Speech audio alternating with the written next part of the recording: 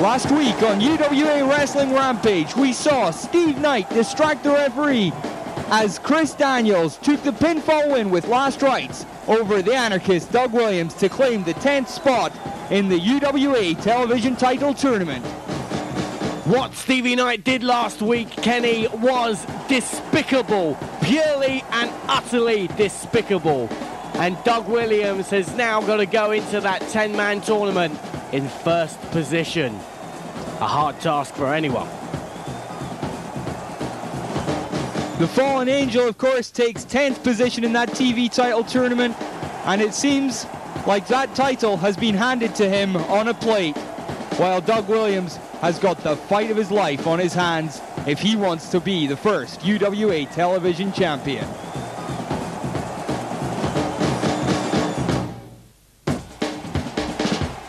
You want to see some heavy stuff? We're going to be here.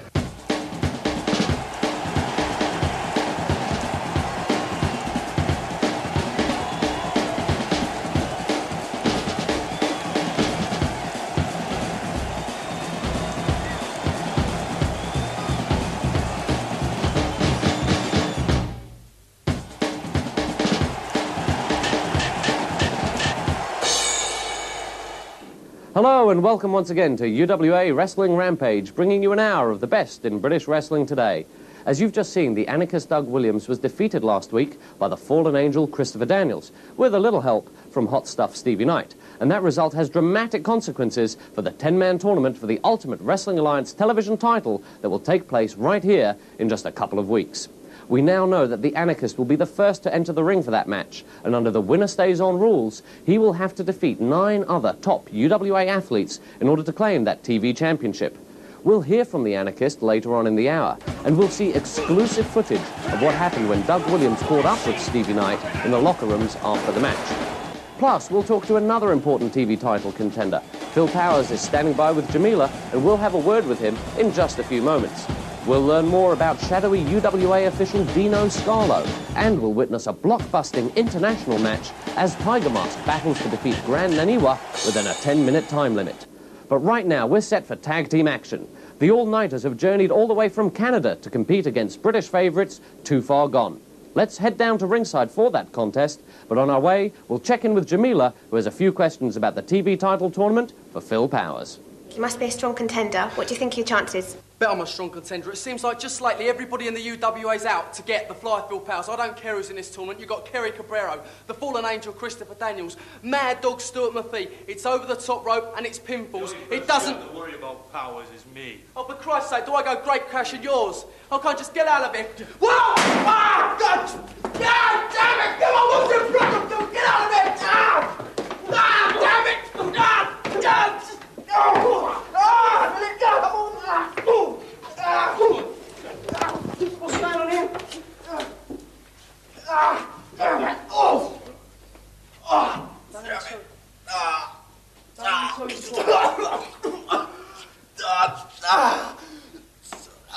You right, son? Will you please welcome the lady with the big city tips, Tiffany Bannister.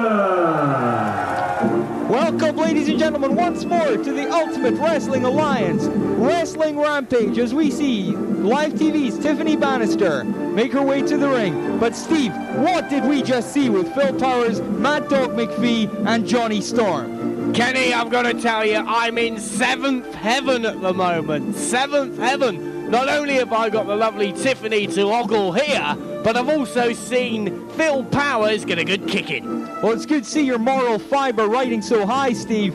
But Phil Powers was just doing an interview back there. He was doing an interview, just talking about his matches coming up, and out of nowhere, Mad Dog McPhee and Johnny Storm interjected themselves. Shut up, Kenny. Tiffany speaking. Set for one fall or submission. And first, on the tag team of Steve Morocco and Paul Terrell. Hey!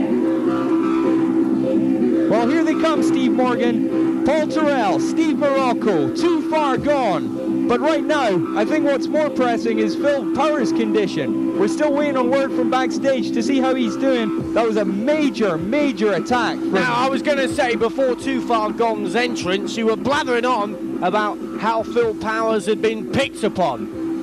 Well, Steve, once again, the Linsky mob has just attacked Phil Powers. They're victimizing Phil Powers and taking every chance they can to weaken him. You know Linsky will sue. You know Linsky will sue you. I don't think he can. That because is slander. I believe Kenny it. McBride. That is slander. I think simply what had happened was Phil Powers, yes, Phil Powers had used Mad Dog's brush without asking. Okay. Their opponents join us all the way from Canada, having trained at the famous Hart family dungeon. They are known as the greatest cruiserweight tag team in America and arrived with one simple aim: to prove to Britain that North America has the finest wrestlers in the world. Both standing 5'10", they weigh collective 444 pounds. Hello, come on, boys! Well, here come a team, Steve, that we don't know very much about. Joey Knight and Robin Nightwing, the all-nighters. And I think we can tell, just from looking at them, that they're Canadian and they're proud of it. There's nothing much to be proud of, really, is there, Kenny? Well, I don't know about that. We've seen some great wrestlers come out of Canada, but these two seem more like two clowns. What are they doing? Well, I don't know, Steve, but I think Paul Terrell and Steve Morocco are going to give them a hell of a match tonight. Well, I certainly hope so, Kenny. Over recent weeks, we've seen a number of our foreign friends come over here and wrestle. Most notably last week, the fallen angel Christopher Daniels, who I thought was a disgrace. Well, of course, Christopher Daniels, as we saw last week with the interference from Steve Knight, Chris Daniels will now take that 10th spot in the upcoming UWA television title tournament. But these two teams now vying for a spot. We know that the tag team titles for the UWA, the first ever UWA tag team champions, are going to be decided in Blackpool just a few weeks from now. And both these teams really want to make their mark, show the UWA officials what they're capable of, so that they can make sure they get the shot at the tag team titles. Well, Kenny, you know I'm a clean living young man. You know that, and I appreciate fair play. I just hope that the all-nighters play fair, unlike that yank Christopher Daniels. Well, we're about to see just what kind of match we're going to get out of these people. Paul Terrell and Steve Morocco, we know, very, very gifted athletes. They had a very tough match against the Death Squad just a few weeks ago here on UWA Wrestling Rampage. And they lost. It was a close match, but here they have a chance to redeem themselves by beating their international counterparts.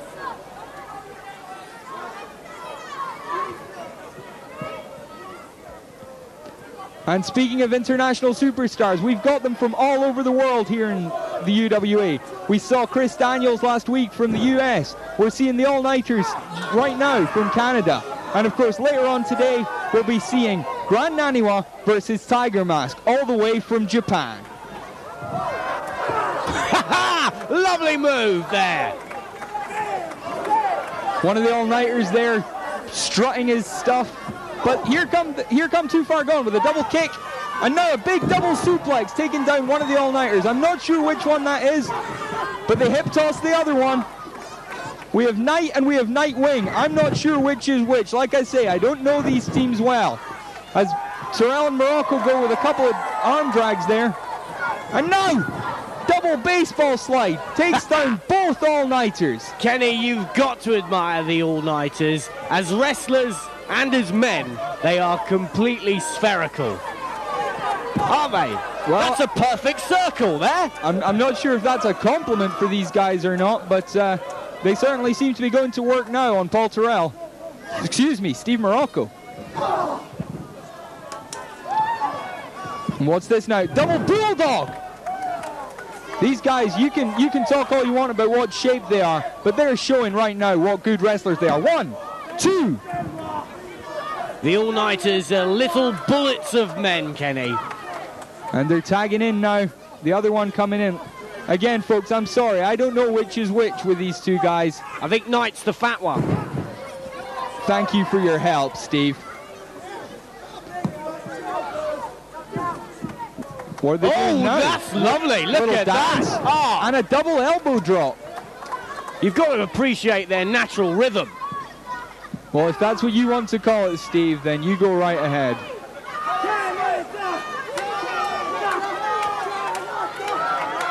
Speaking of rhythm, actually, Kenny, I don't think Phil Powers will be doing much dancing just recently.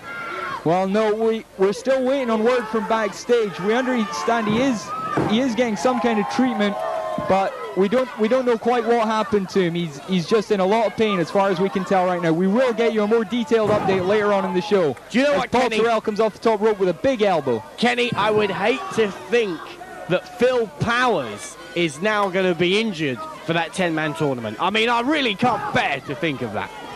Well, it's going to be tough. Phil Powers, we saw him get his ribs broken by Mad Dog McPhee during a match just a few weeks ago. Mad Dog, of course, now has had that training in the scrapyard that we saw last week. Yes, and viewers, we will be able to shed some light on the murky wrestling underworld run by Dino Scarlo later in the show. Thanks to Kenny McBride, who's been quite the investigative journalist. Kenny, you're a man of many talents. Well, thank you, Steve. And here goes Paul Terrell now. Picks one of the all-nighters up. Big body slam. Folks, we've got to take a commercial break. We'll be right back.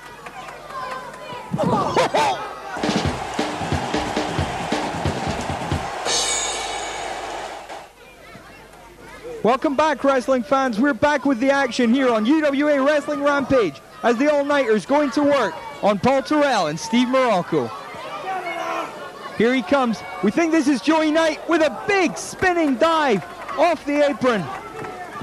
You know, seeing the all-nighters wrestle here, Kenny, it makes me wonder whether or not Vanessa Feltz should appear on a UWA bill. Oh, come on. Vanessa Feltz hasn't had half the training that these boys have had. They've been through the Hart family dungeon as Paul Terrell with a massive dive off the top rope, taking out all three men, in fact.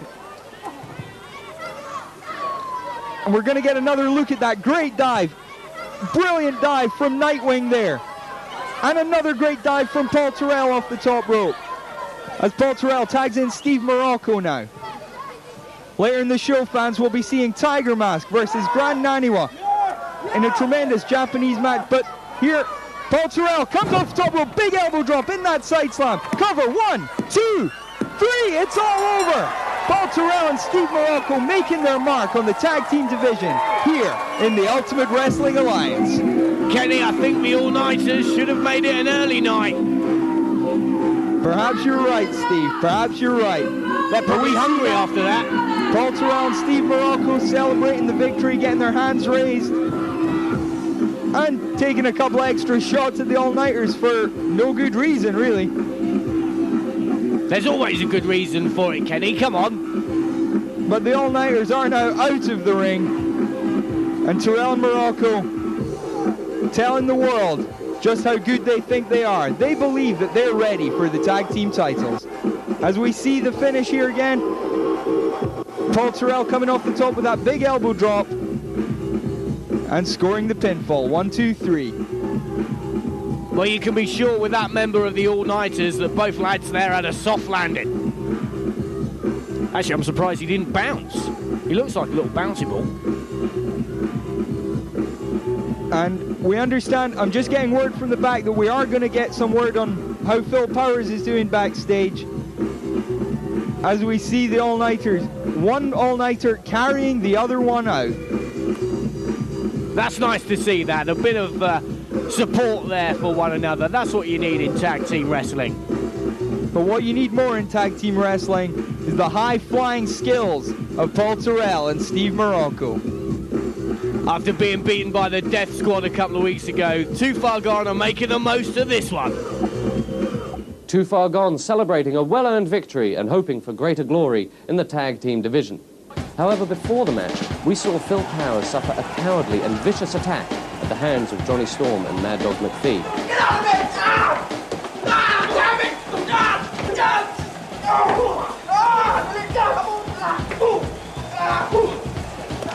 Here we see Phil Powers receiving medical attention, and we can only hope that this latest outrage will not affect Phil's chances in the TV title tournament in 2 weeks' time. The The man we saw breaking up the fight, albeit with very little in the way of compassion, was UWA official Dino Scarlo. We saw him last week, officiating a barely legal fight between Mad Dog McPhee and Tom Monroe. According to Steve Linsky, this scrapyard brawl was Mad Dog's way of training for the TV title tournament, pushing himself to new levels of endurance before finishing Monroe with a brutal pile driver on the roof of an abandoned vehicle. Linsky bragged about how the match would be a nice little money earner for him, and subsequent investigations have revealed that Dino Scarlo has been abusing his position as a UWA official, organising matches in a scrapyard for the financial gain of certain interested parties. Dino Scarlo has been taking advantage of many up-and-coming athletes by telling them that the only route to success in the UWA is to take part in these brutal outdoor no-holds-barred contests. Kenny McBride has the details. The scene, a scrapyard. Two men vying for entry into the UWA under the watchful eye of UWA official Dino Scarlo. Right, boys. I think you know the score. I've heard good things. Professional. Last week, we saw Mad Dog McPhee take part in a brutal, no-holds-barred contest against street fighter Tom Monroe. What no one knew at the time was that many other athletes had been enlisted to take part in these barely legal brawls. Here we see the fearsome Wera Letat taking on a martial arts expert known only as Frank.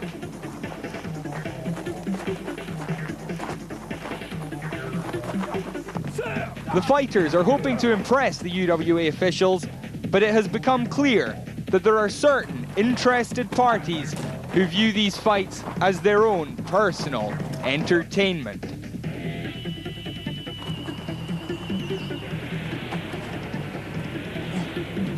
It seems that Dino Scarlo has been acting for the benefit of those outside sources rather than his boss, Mick McManus.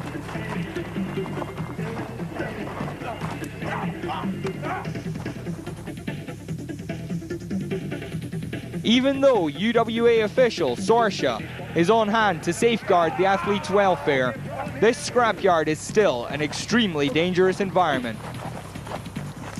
The ground here is covered in gravel, broken glass, and all manner of vehicular debris.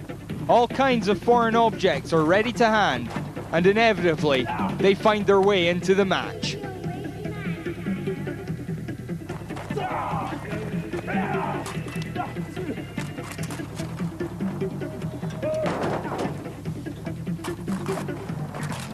The match can only end when one of the competitors declares himself unable to continue.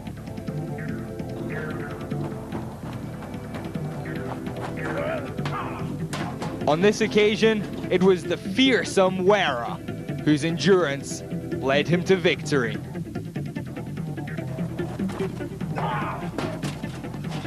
Finished! That's it, finished. Well.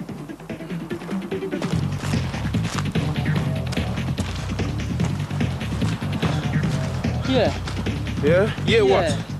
Yeah. Yeah, what? You mean? Now the question remains, who is Dino Scarlo answering to? Things really began to get out of hand when Leon Murphy put himself into one of these scrapyard brawls. This is Alex Shane of the UWA, and I've got some sad news for British wrestling fans. Sadly, due to a vicious manicure I incurred at the hands of a vicious musician, I will not be able to take part in the street fighting tournament later on today. But the toughest wrestler in the UWA, my tag team partner Leon Murphy, will be taking my place, won't you, Leon? So by the time the smoke's cleared, the dust settled, and it's all said and done, we'll be looking at the toughest wrestler in the UWA. Take my jacket, will you? And remember, men feel shame, and women remember the name of Alex Shane. Apparently Murphy's opponent didn't show up, but more importantly, it seemed Dino Scarlo had something to prove. He hasn't turned up.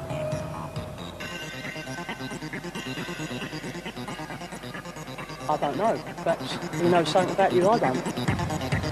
I've heard rumours that I'm just a puppet. Well, maybe it's time for a new sheriff in town. Maybe there's not. But I feel a general lose full of fun. Just hold on for a minute. Leon Murphy recovered from the surprise attack and took it to Dino with everything he had.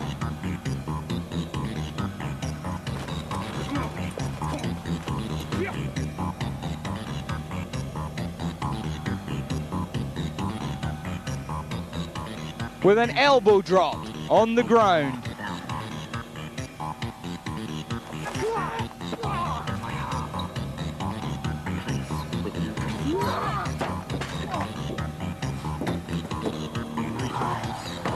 Big splash on the roof of the car.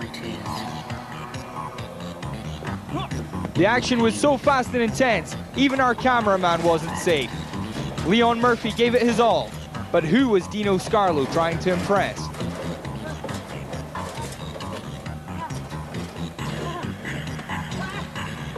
Why would Scarlo risk his position in the UWA to get physically involved in combat with one of the wrestlers?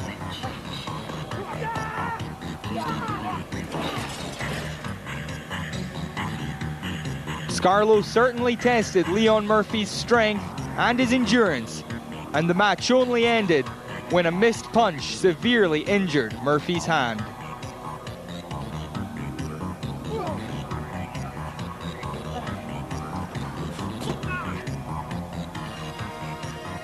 UWA official Sorsha stopped the fight, leaving Murphy frustrated and very eager to carry on. Sorsha! Come on, let's go. I can carry on. Right.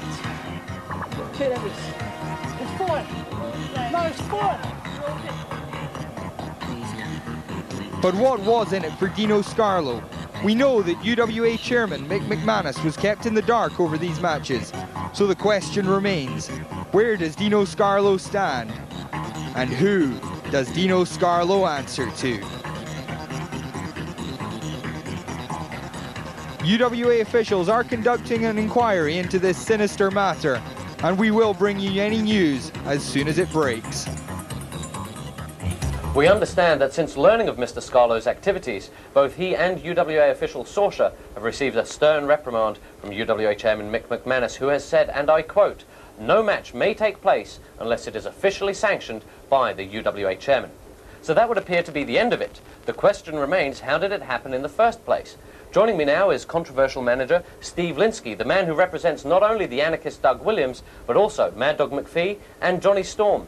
Steve Linsky, we saw you and Mad Dog last week at the scrapyard. What was going on? Well, let me tell you what was going on. Two things were going on. First of all, Mad Dog McPhee. This guy was training hard. You saw him taking batterings off the concrete, into caravans, off cars, on glass. You know, this is toughening my men up, giving him that competitive edge for the 10-man tournament. Secondly, you know me.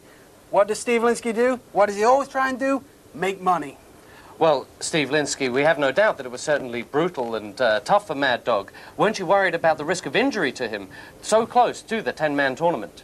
Hey, my man ain't gonna get injured. He's tough anyway. This is just a little bit more training, just pushing him that little bit further to the edge, just to give him more edge in the tournament. You said there were two things going on, and the second one was making money. Tell us more about this financial motive.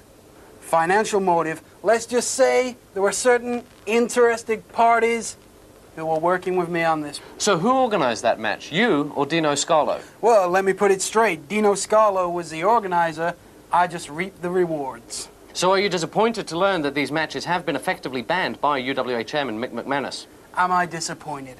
Am I disappointed? Look, at the end of the day, I got what I wanted out of this.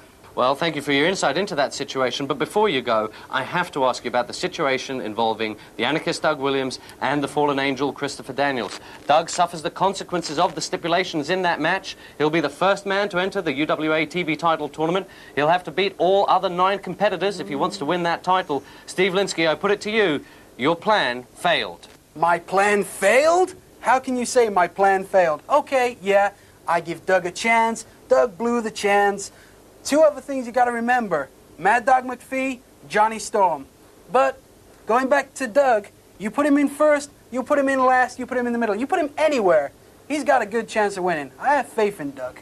Steve Linsky, thank you very much for joining us. And coming up right after the break, we'll hear the anarchist side of the story and see exclusive footage of what happened in the locker rooms after the anarchist was defeated by the fallen angel.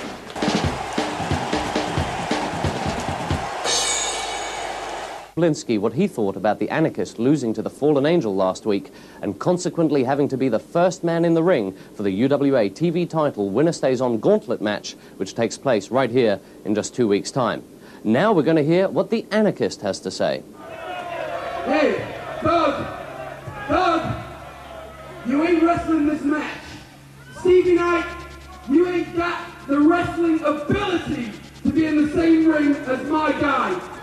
Furthermore, Doug, you ain't wrestling this match. I want you saved for Chris Daniels. You wrestle this match, you don't get paid. And that's how Doug Williams' nightmare began. Steve Blinsky pulled the Anarchist out of a match with Hot Stuff Stevie Knight in favor of a match with American visitor, the Fallen Angel, Christopher Daniels. Hey, fat boy,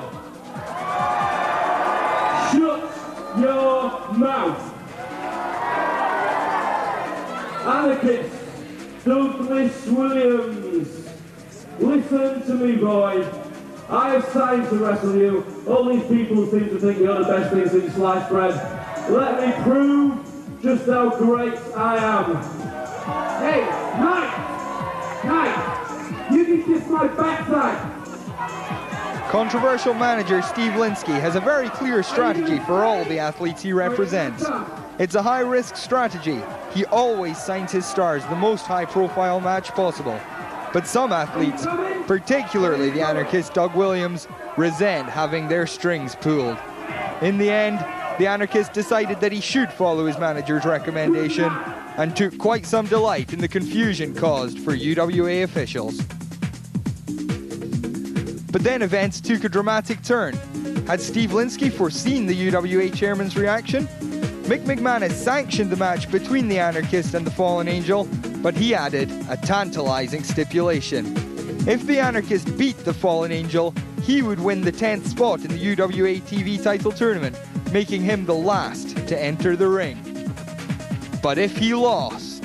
If he doesn't beat him, then he's got to start from scratch. He's got to wrestle number 1, 2, 3, 4, 5, and so forth and so on.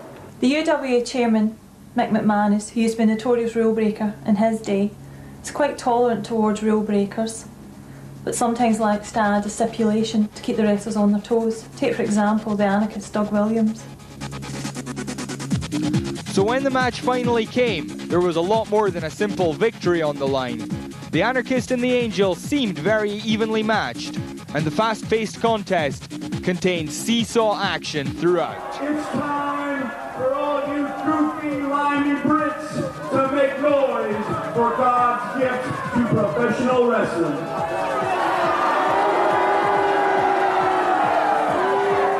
Anarchist, your manager Steve Blinsky has arranged for you to have a date with the Angel. But it's not going to be a dream date.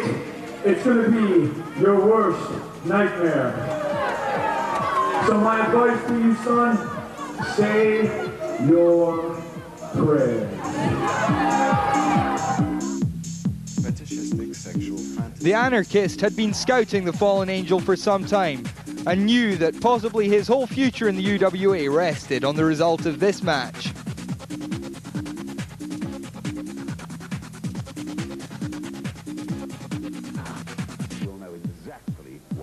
As the match progressed, it looked like Steve Blinsky's plan had worked. The Anarchist began to dominate, and it seemed as if that elusive 10th spot in the TV title tournament was his for the taking.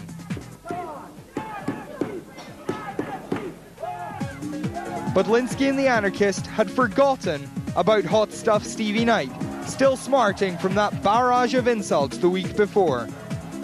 Stevie Knight came to ringside, distracted the referee, preventing the Anarchist from getting the 3 count when he had the Angel pinned.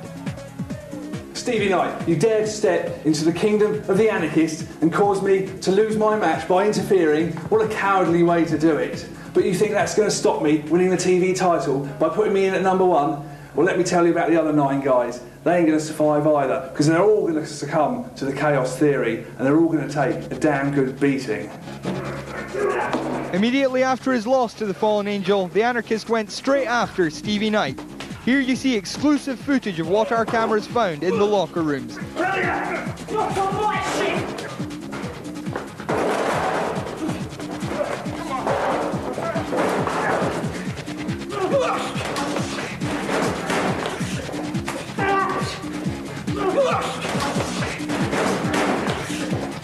But nothing can change the fact that Doug Williams must now enter the TV title tournament in first position and will have to defeat 9 top athletes if he hopes to win that television championship.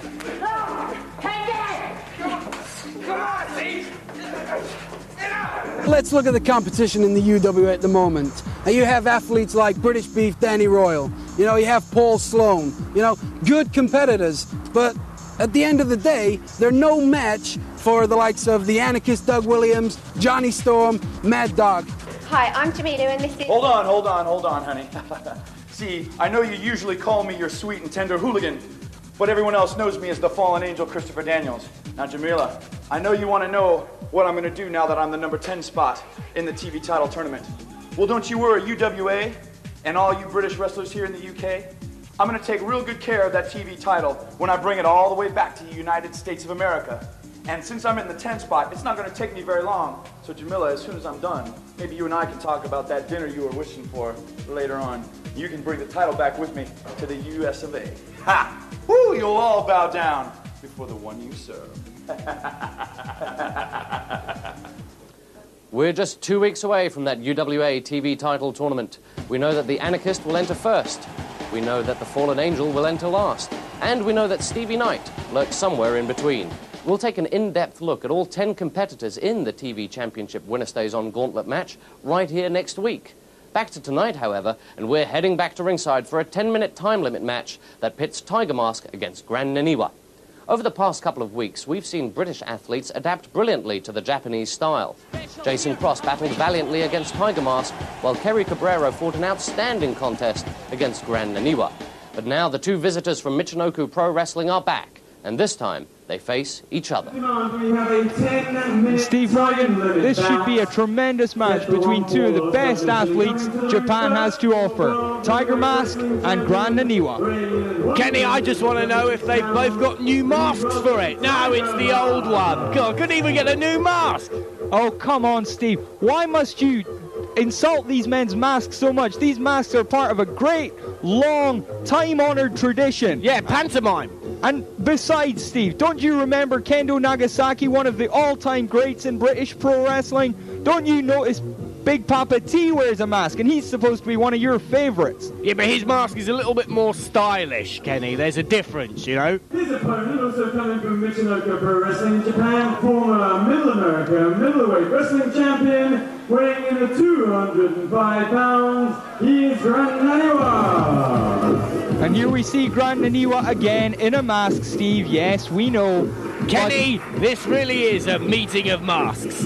But we saw Grand Naniwa just a couple of weeks ago facing Kerry Cabrera in an incredible match. Kerry, of course, came out on top in that one. And Grand Naniwa, I think, is coming in here trying to prove himself a little bit. I think he wants the British fans to appreciate just how good he is. Tiger Mask, of course, trying to keep up the momentum that he got beating Jason Cross a few weeks ago for the MPW British Commonwealth Junior Heavyweight title. This, by the way, is a non-title match, fans, because it was signed before Tiger Mask won the belt from Jason Cross. Bell rings, Tiger Mask goes to shake Grand Naniwa's hand, but Naniwa's having none of it, throws Tiger Mask to the outside straight away. Whips him into the rail. That's got to hurt Tiger Mask's lower back, Steve. Yeah, his mask is all right, though. It hasn't been damaged. Grand Naniwa now grabbing Paul Martin, ring announcer Paul Martin's chair. What's he going to do with it here? He's going to get dirty with this now, Takes a shot right into the side of Tiger Mask's head.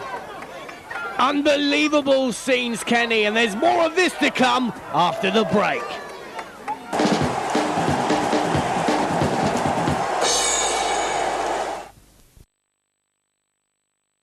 And during the break there, Grand Naniwa taking over on Tiger Mask 4 outside the ring with chair shots. He plays dirty, this guy, Kenny.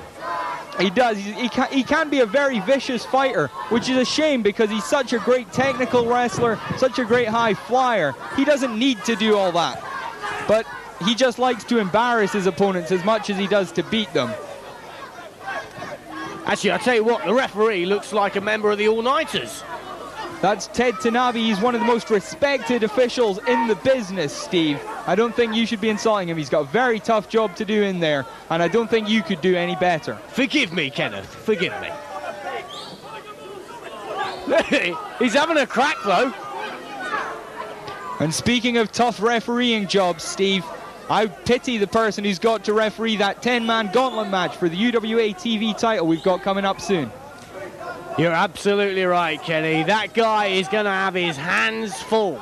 He's going to have to deal with people like Big Papa T, who we've seen already in the last couple of weeks is just uncontrollable. He's a gentleman. He's going to have to deal with Mad Dog, with Johnny Storm, with Doug Williams, the anarchist. The Linsky mob is a big, big presence in that match. Yeah, but you're talking about gentlemen who play by the rules.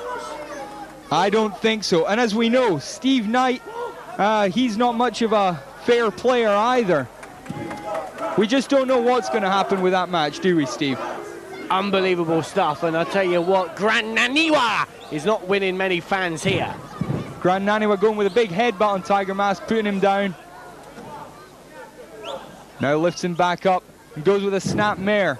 Really slowing the pace down here as he rakes at his eyes there. That's just not right. Ted Tanabe has to make him break this, surely. Come on, Ted. Get stuck in, boy. He's actually trying to tear the mask off, Steve.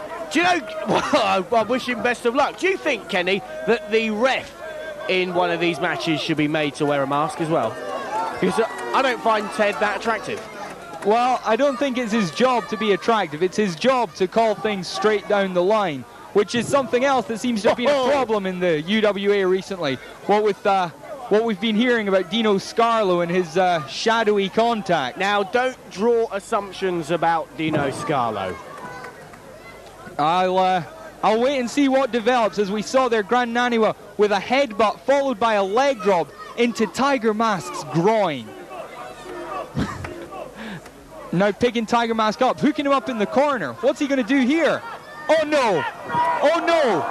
He's got his foot. He is standing on Tiger Mask's groin, Steve. He likes going for the groin, Kenny. Oh my God, I Steve. can barely look. Oh, I have my legs crossed sitting watching this, fans. That's just, that doesn't bear thinking about. And what you don't know, viewers at home, is Kenny's actually commentating naked. What? What? Oh, come on! Somebody has to stop this. Naniwa is blatantly breaking the rules. This is disgusting. That's not all he's breaking. Oh my, this is horrible. I'm sure any women watching are thinking, what's so bad here? But believe me, every man watching this knows just how much pain Tiger Mask is in. I almost hope this match ends soon because Tiger Mask will need to go back and put some ice on that. And there is a 10-minute time limit, so it may be over very soon. As we see now Naniwa on the second rope, one of his trademark moves. Doing his little walk along the rope and dropping the elbow. Now is he going for a cover here? Or has Tiger Mask got anything left in him to draw this match out of the flames, Kenny? I don't know. We're just going to have to wait and see. Like I said, Steve, all that work on Tiger Mask's groin has really got to have left him reeling. And now Grand Naniwa is bringing a chair into the ring. Surely this is a disqualification. Why isn't Ted Tanabe calling for a disqualification here? He's brought an illegal object into the ring. Oh my! Almost like a bulldog onto that chair there. And that's got to have stunned Tiger Mask as well. Cover now. 1, 2. Only a 2 count. Tiger Mask kicked out. As Naniwa going for the chair again. Surely, why has there not been a disqualification call here, Steve? Tiger Mask ducks up. He's got drop kicks the chair. Well, I guess turnabout's fair play there, Steve. Tiger Mask lifts Grand Naniwa back to his feet, whips him to the corner. Comes in, huge kick to the head. Just when we thought Tiger Mask was down and out. That's right, he comes back with those trademark Tiger Mask lightning fast kicks. And Naniwa is dead on his feet. Tiger Mask looks ready now. Goes with another one of those kicks, and another. And another. Naniwa falls outside the ring. Let's pat on the back there for Naniwa. Let's have another look at how Tiger Mask turned this match around. That huge drop kick right to the chair, spring back. Oh my! And that was almost very nearly a space flying tiger drop, one of the most spectacular moves in wrestling. But Naniwa got onto the apron and elbowed Tiger Mask in the face. Now, huge missile drop kick from the top rope. Tiger Mask out on the floor now. Naniwa's going out after him. Kicks him, gets pulled to the floor. I think he was going to go for the outside moonsault there, but he got caught. Tiger Mask now whipping Naniwa into the fence. And some support there from the crowd. He'll appreciate that. The fans, none of them speak Japanese. The fans letting Naniwa know what they think of him as Tiger Mask backs off and finally gets back into the ring. We've seen an awful lot of outside the ring action. We've seen chairs in the ring. This has been a really wild match. Get Steve. back in the ring, boy. Naniwa looks very, very tired, but it's so hard to tell with this man. Is he playing possum? Tiger Mask now sets up for a suplex back into the ring. But Naniwa reverses from behind. German suplex. Tiger Mask flips out and a drop kick. Sends Naniwa out to the floor again. Tiger Mask up to the top rope. Huge dive. Unbelievable, Steve. Unbelievable, huge crossbody, great elevation from the top I've to always the said floor. this, Kenny. I've always said that the masks let's have another make these look. wrestlers more aerodynamic. Well, maybe that is it, Steve. Maybe I was wrong to criticize you all along, because these two, with the masks on, are two incredible high flyers, as we saw with that great Tiger Mask dive. Those masks give them an unfair advantage. Well, they're both wearing masks for tonight. a drink. We've got a 10-minute match here, Steve. I don't know why Nana was wasting so much time. Surely he wants to get back in the ring and win the match before that 10 minutes runs out. I know we don't have very long. Naniwa whips Tiger Mask. Tiger Mask flips over the backdrop. And with a big belly-to-belly suplex there. Cover, 1, 2, and the bell rings! Oh, the bell's gone and Tiger Mask has been denied a victory. That must be so disappointing for Tiger Mask. He hit that belly-to-belly right after that great dive on the outside. Naniwa must have been just about ready to lose. The crowd chanting for 5 more minutes because they know if it were given that much time left, Tiger Mask would have won. Well, yeah, I would like to see 5 more minutes of this match because it's been great. Fast-paced, high-flying action all the way. They go to shake hands, and Naniwa now trying to take the mask off! He's going to take the mask off! He's tearing Tiger Mask off! He's got it! He's trying to tear off the Tiger Mask! Somebody stop this! Ted, get off him! Somebody stop this! No, this is right, Kenny! No, this is so wrong! This is so wrong, Steve! Come on, it's nearly off! That mask is a legend. That mask is a symbol of honor and tradition for Tiger Mask. To tear it off is just a slap in the face to the whole history of Japanese wrestling. But he recovers, and Naniwa seems to have decided against that. As Tiger Mask now comes back with kicks and chops, whips him off the ropes, and a big drop kick sends Naniwa to the floor.